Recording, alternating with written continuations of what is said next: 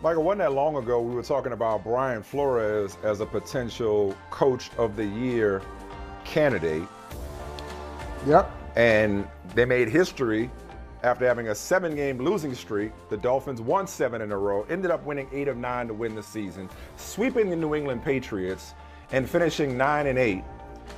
Second straight season the Dolphins have had a winning record, 19-15 over the past 2 seasons, with instability at worst and poor play at best at the quarterback position. Michael, make it make sense for me. What's going on in Miami? I can't make it make sense. When I heard that there was Stephen Ross sound for in old school linear TV parlance, that's called SOT, sound on tape, even though it's not necessarily tape. But when I heard there was SOT of Stephen Ross explaining his decision to fire Brian Flores, I couldn't wait. You know what? He didn't explain it. What's the explanation? What did he say that made sense? Organizations, a lot of generic statements that for a wise man who's got a business degree, sounds like something that I can just go down to the grocery store and I can just flip through some pages, get some general principles, or I can just Google, hey, what do business people say? Let's be collaborative, let's work together, organizational dynamics, just a word salad that really takes you nowhere. Bottom line is, Brian Flores has turned this organization into a competitive one. When he took it over, it was not competitive.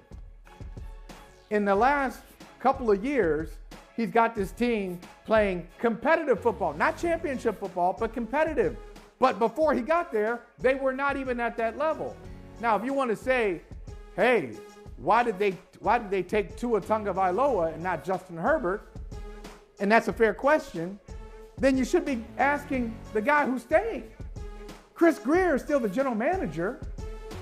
So unless Brian Flores made Chris Greer take Tagovailoa and not Herbert, and therefore Greer is staying and Flores has to go, maybe that makes a little bit of sense. But I'm just not sure why after 3 seasons where you've gotten better. They had a slight step back this year. They were 10-6 last year. This year they were 9-8. Brian Flores is 4-2 against one of his mentors, Bill Belichick. He's got the organization. You know who's celebrating today? The New England Patriots. It's a great. The Patriots. They might have really lost to the Dolphins yesterday, but the Patriots won today. The Patriots struggle. The Patriots really struggle in Miami. Do you know the Patriots' record in Miami since Belichick has gotten there now, because of his record against Flores, now is under 500? Yeah. Since 2000. Flores has had his number. Flores is frustrated. The Patriots are under 500 in Miami. So I really don't understand, but this is what I do know.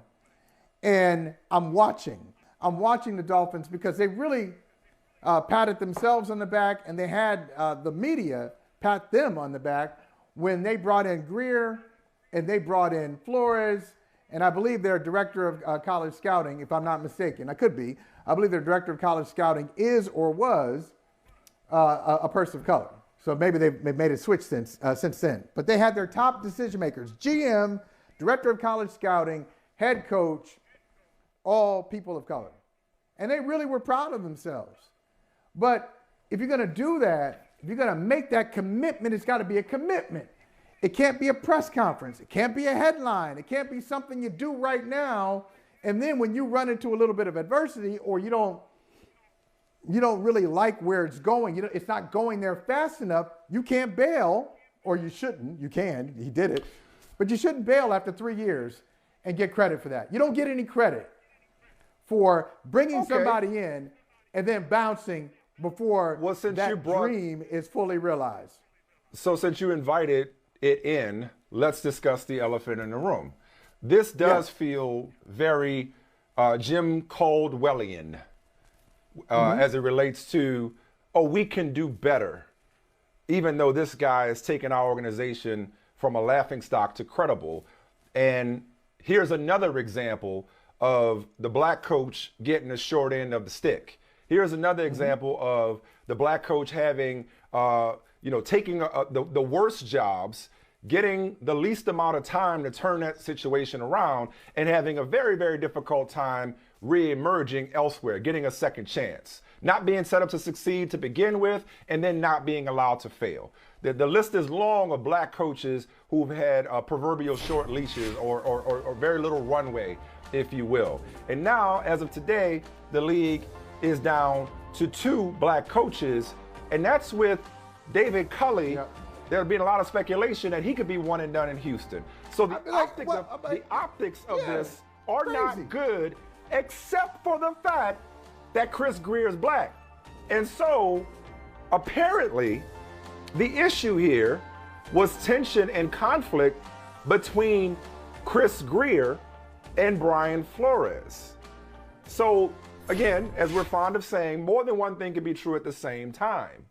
You could have an owner who is consciously or subconsciously predisposed to not giving a black coach the same amount of leeway or the grace period or whatever you want to call it that he would a white coach. That's possible, because it really is a sad day in the NFL when Joe Judge is still employed and Brian Flores is not, okay? And I know they're 2 different organizations, but just optically it looks bad. However, okay, it could also be exactly what Stephen Ross is saying, whereas their relationship was dysfunctional and there's another level for this organization to go. So he better have had Steve Kerr ready to go and be the Steve Kerr to Brian Flores' Mark Jackson. That better be who you have. So that brings me back to my reaction to this thing when it just happened. While this just may be simple incompetence, Michael, this may have nothing, it may be another example of a black coach getting a raw deal, but it also just may be good old-fashioned Miami Dolphins incompetence. And while they're the Paula Abdul,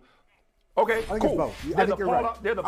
They're the Paula Abdul of the NFL. Young folks are like, who is Paula Abdul? 2 steps forward and 2 steps back is what the Miami Dolphins continue to do, and why they continue to spin their wheels. Why they're never going to be any more than an average at best organization. This is what average to bad organizations do. Is at the first sign of progress, you decide, this ain't good enough. Let's start this process over again. Okay? So when I first saw it, I assumed, like many, he must have Harbaugh ready to go. And that I could at least be okay with, because Harbaugh has been quite successful at the NFL level before he went to Michigan. There's the obvious ties between Stephen Ross and Jim Harbaugh. And we know that he has an affection for Jim Harbaugh. So if he'd have fired Brian Flores after another non-playoff season, which is 3 non-playoff seasons, even though he was rebuilding, but 3 non-playoff seasons for Jim Harbaugh, I'd have had an issue with it, but I'd have understood. For him to not have a coach ready makes this even dumber. Makes this even dumber. He says he doesn't have one. He said, well, thank you. Because he can't say. He says he can't say. You're right. He can't say that. You're 100% right. Because there's the Rooney Rule charade he has to go through. You're right. Absolutely. Right. There's the Rooney Rule charade he's got to go through. So maybe Jim Harbaugh does end up being the coach the same way Nick Saban once upon a time was not going to be the Alabama coach. So you're 100% right on that. Thank you for that addendum. Last thing I'll say is this. He said, I'm not going to be the one to take Jim Harbaugh away from Michigan. Or is your allegiance more to Michigan or Miami? Would you rather Jim Harbaugh go to the Raiders? Would you rather Jim Harbaugh go back to the Bears? Somebody might take Jim Harbaugh away from Michigan, unless this was all a ploy or a plot to get Jim Harbaugh a new contract at Michigan, and he was never interested in the NFL. But why should you not be the person to take it from Michigan? Your responsibility, your obligation is to get the best coach for the Dolphins. So to fire a Brian Flores with, you're right, in theory, to not have a coach in place, it was working well enough for them to be over 500 the last 2 years. Tell these 2 dudes to get in the room and figure it out. It's ridiculous. All right, Mike, I remember we had this conversation before, a different context. I remember talking to you about this a couple of months ago. And since you don't remember anything, I know you don't remember the conversation. But anyway, just follow along. Maybe some things will be familiar. So you were just talking about organizations and how some organizations don't really want to change. And if somebody comes in if somebody comes in and they've got a vision and they've got a strong personality and they don't always say things that will make you feel like you're on a bed of roses, so that rubs some people the wrong way. Some people can't handle that tough talk. That truth, it's truthful, but it's just a little too tough for them. And I say that because Brian Flores is that guy. Brian Flores is a football player, played football at Boston College, a D1 football player, guy from New York City. So he New York, played football, worked for the Patriots, no excuses. He worked in the front office. He worked on the coaching staff. He is just that dude. And people told me that when he was in New England, at times, hey, if you're not doing the assignment the way he wants you to, sometimes, he might want to. He might want. He might want to let you know kind of guy. with them hands. That's my. Oh, okay. You might see some hands. You might see some hands. Right. My kind of guy.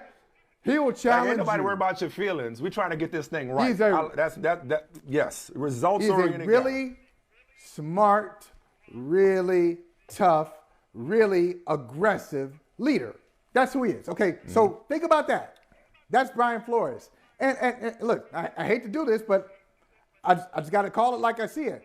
Chris Greer has been with the Dolphins 20 years. For 15 years. Oh, 15. I thought it was like 2000. Probably has been there, but he has been in a position of authority. Okay, I'll put it that way. Yeah. He was director of college. Yeah. He took over director of college scouting in 2007. So he's had an authority, a role of authority with the Dolphins for 15 years. Yeah. Bruh. There's a common denominator there. There's a common denominator there. Come on. So you got somebody who has kind of settled into a role with the company, been there for a long time, checks don't bounce, life is good. And then you got somebody who comes in and says, oh, hell no. Right. This is how I want to see it done. We're doing this a different way. Right.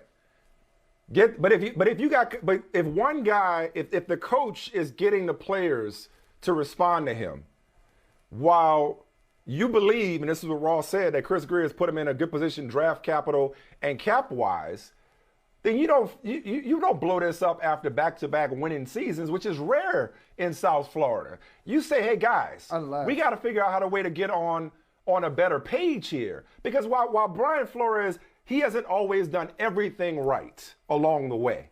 You can't argue with the results, and it seemed like they were going in the right direction. But I'll tell you this much. Here's my prediction. I know we got to go to break pretty soon, but here's my prediction. All right. Brian Flores is unemployed right now in large part because the organization forced the selection of Tua Tagovailoa, famously ahead of Justin Herbert. Now, Tua has shown improvement along the way, but that offense has not been able to get out of its own way for 2 years. Last year, when they pulled the plug on Fitzpatrick early and went through the struggles of Tua down the stretch, okay? And then this year, okay, when Tua missed time with injury, okay, and was still figuring it out, and yet they ended up with a winning season, making a historic turnaround. Here's what's going to end up happening. Brian Flores and Deshaun Watson, they'll team up somewhere in Denver. They'll be somewhere in Denver. Because the Dolphins were in the mix I'm thinking Denver, maybe New York, who knows? But Brian, I see a package deal is what I'm getting at. You mean when Joe Judge goes? Hopefully, even though reportedly he's staying. The Dolphins were very much in the mix, and Deshaun Watson's primary destination out of Houston because of Brian Flores. So now, who knows what happens on the quarterback front with the Miami Dolphins? They may have to just love the one they're with and not get the quarterback that they coveted, if not for his well-documented off-the-field allegations and issues. So I see a package deal somewhere else between Flores and Deshaun Watson. That's just my prediction of fallout from Flores. I think off the top, you mentioned the elephant in the room. And it's a giant elephant. I would say going forward, if I'm Flores, now the scenario that you mentioned, I'd be on board with that. But I think very long and very carefully about taking a coordinator's job, because this is the path that you go down. You take that bad job, you make it a decent job, they move on from you. Now you're stuck. Now you're back in that coordinator. Yeah. No. Yeah. Well, you know what else? I would think. I count Stephen Ross's money. He's supposedly going to be a hot candidate, which he should be. Hopefully, he's not just somebody's Rooney Rule token. Not saying he is one, but I'm saying that hopefully somebody doesn't just use Brian Flores to check that interview box when they got somebody else in mind. When Brian Flores obviously should be at the top of anybody's credible candidate lists. But yeah, man, it's the same stuff, different toilet. Same stuff, different toilet. The Dolphins didn't do that because they hired him, but they didn't fully complete the play. They did about 75%. They didn't fully complete it. We don't get to fail. We don't get to struggle. We don't get to be average. We got to come out like gangbusters right out the gate. There's just two black head coaches. This hiring cycle about to be something else. Hey, thanks for watching Brother from Another on YouTube. Make sure you hit subscribe before you leave, and be sure to watch us 3 to 5 p.m. Eastern Time on Peacock. Appreciate you.